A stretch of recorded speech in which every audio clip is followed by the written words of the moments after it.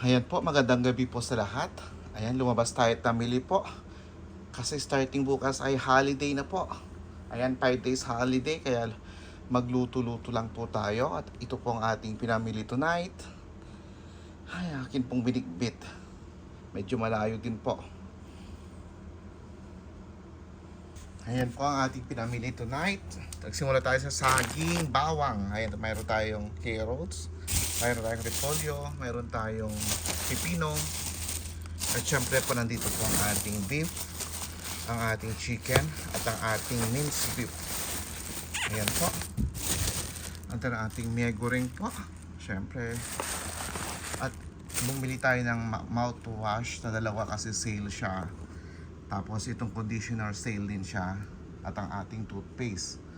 Ayan po. Meron din tayo mga biniling pineapple in can, zucchini, meron din tayong zucchini, my favorite.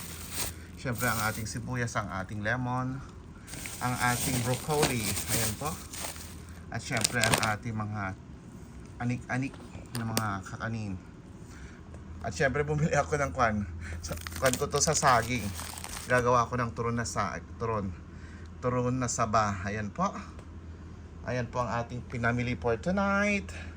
Wala pa po tayong mga itlog at bigas bukas na. Hindi ko na kayang bitbitin. Ayan po ang ating pinamili.